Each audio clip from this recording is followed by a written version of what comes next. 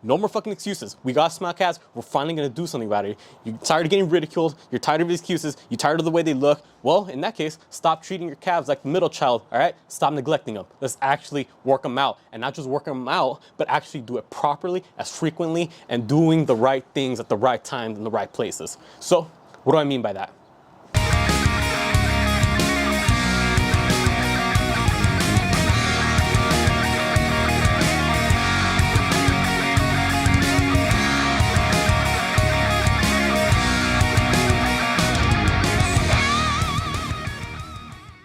What's up, my people? David here. Got a new video for y'all today. But before we get into it, if you haven't already, make sure you subscribe to the channel and hit the bell notification so you don't miss out on any new videos. Remember, new videos every week. So today we're gonna hit a little bit more of a sensitive topic amongst the gym community, that being calves. Now, if you're someone like me, oh, look at that, you got small calves, and every time you wear shorts, people gotta be assuming that you skip leg day just because your calves are not proportionate to your thighs or proportionate to the rest of your body from the knee up.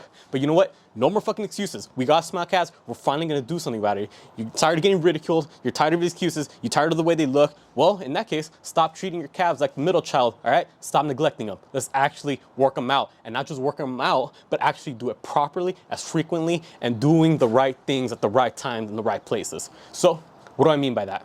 I want you to compare how you train your chest, your back, your arms, your delts, the rest of your body, your thighs, and then compare it to the way you train your calves. All right, the point I'm getting at here is think about the last time you trained chest, all right? Think about how hard you strained to get the last rep. All right, now think about the last time that you trained your calves, if you do it, if you actually do it, and compare how hard you strained that last rep on a calf raise. I'm pretty fucking sure there's a big difference there. I'm pretty sure you push yourself way harder when it comes to any other muscle group except for calves, but then yet again, you're the same person that's complaining about your calves being small. That's me. I am person. I do that, honestly. I complain about my calves being small, but yet I don't train them as hard as I would any other muscle group. But you know what? That's over now. Now I'm actually going to commit myself to growing these calves. Now, how exactly am I going to go about it? Well, that's what I'm going to teach you today. First off, let's go into a little bit more calf anatomy. Let's break it down. What are we dealing with here? Two main muscle groups: gastrocnemius, soleus. Gastrocnemius is the big ball that most people think of when they think calves. Now, me personally, I say big to make myself feel better about myself, but realistically, it's not all that big. That's why I have small calves. That's the issue we're dealing with here. But the soleus is the thinner part underneath.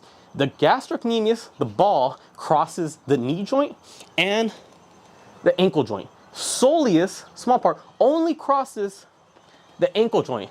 But regardless, since they both cross the ankle joint, they both allow you to go into plantar flexion, meaning pointing your toes down.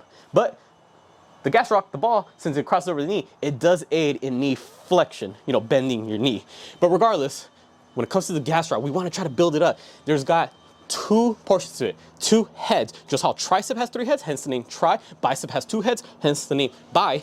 Gastroc has two. You got the medial head and the lateral head. Medial meaning the inner calf, and then lateral meaning the outer. We want to work out both of them. Soleus, thinner part, we also want to work out that. So how exactly are we going to work them out? Well, realistically, you need two movements. That's all you need. Don't overthink it. Don't be doing a whole bunch of jump rope and all that. If the goal is building your muscle, making those calves as big as possible, I wish. Two movements. Anything standing, so standing calf raises, and seated movements, so seated calf raises. Now, when it comes to these different types of movements, there's variations within them. So if we're gonna be doing a standing calf raises, first off, you need to make sure you're actually pushing yourself hard, just how you would when you're doing a bench press. Think about the last time you did the bench press. Think about how hard that last rep was. I want you to mimic that same energy and bring it to your calf raises so you don't have to be complaining about actually having small calves. Do something about it. So when we do our standing calf raises, if you do it with your toes pointing forward, that's gonna pretty evenly hit the calves, okay? But if you point your toes outwards, now that's gonna put a little bit more emphasis. Again, I wanna make that clear. I'm gonna say emphasis on the inner calves. Now, it won't only work the inner calves, the medial head. I say places more emphasis. Now, if you point your toes in, now that's going to place a little bit more emphasis on the outer calves. Now, emphasis does not mean that it is only working that muscle group. All right, I just want to make that point clear. So you can do that on a standing calf raise. You can do that on a single leg calf raise. You can do it on a donkey calf raise, just how Arnold did back in the day. Donkey calf raise, you don't see that too often, but if you got a workout partner, tell them, hey, hop on the back, let's get it going. Or you can use a Smith machine, whatever you want.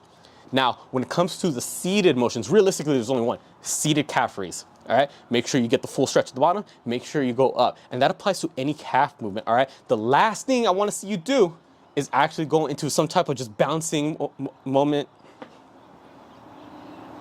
The last thing I want to see you do is just bouncing up and down like a weirdo and just, half-assing these reps. No, if you want good quality calves, you got to make sure you have good quality reps within every set. All the way up, squeeze the calf, all the way down, feel the stretch in the calf. Regardless of which exercise that you do, both movements, whether it's standing or seated, is going to be working both the gastroc and the soleus.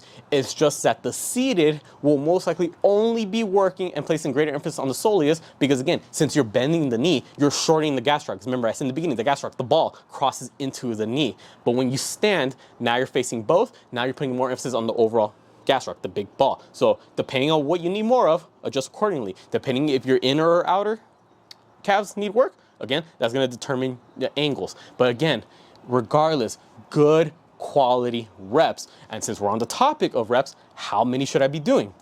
Well, the calves, realistically, they could take a lot. Mainly, why?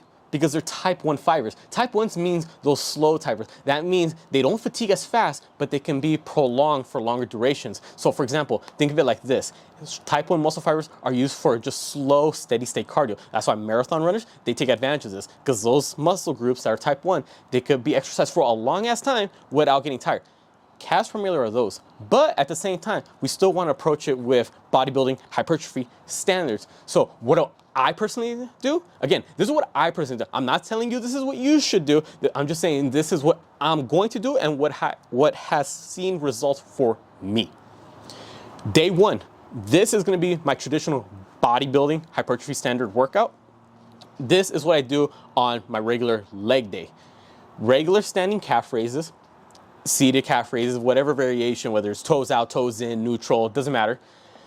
I do all my sets right around 6 to 12 reps, but I make sure I'm struggling within those 6 to 12 rep range. I'm making sure I'm going all the way up and I'm making sure that I'm going all the way down. I'm not half-assing any of these reps. I'm making sure they're good and quality reps. The second day that I train calves, which will most likely be on the second leg day or on the day that I do deadlifts, just to get a little bit more volume in there throughout the week, that's when I aim a little bit more higher up on the rep scheme. Now I'm aiming for right around 12 to up to 30 reps. Now, obviously, if you're going higher reps, you won't be able to lift as much. And again, with calves, body weight calf raises can only get you so much. If you want them to grow like every other muscle, you got to treat them like every other muscle. What do you do with your bench press, your bent over rows, your bicep curls? You keep adding weight and weight and weight. Same thing with calves. With the same calf raises seated, keep adding weight and weight.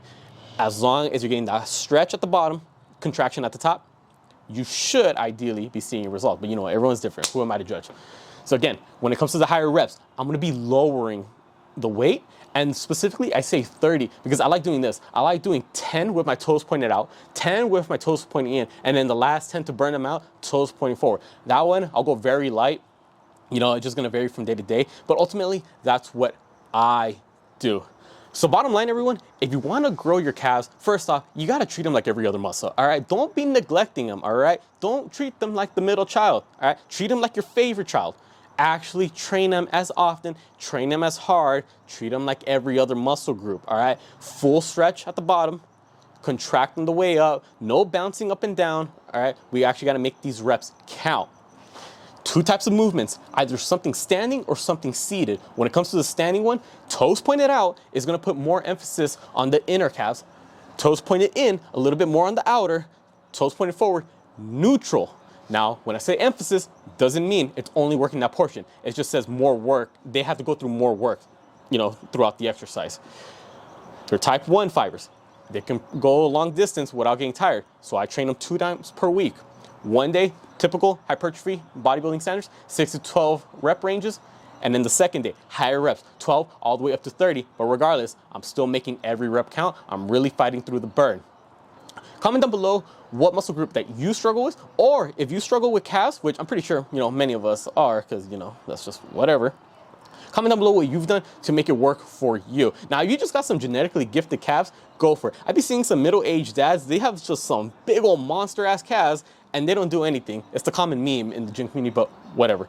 Comment down below what works for you. Comment down below also any other video suggestions you'd like to see me do. I'll be more than willing to help. Make sure you subscribe to not just this channel, but my girlfriend's channel and our couple's channel so you don't miss out on any new videos.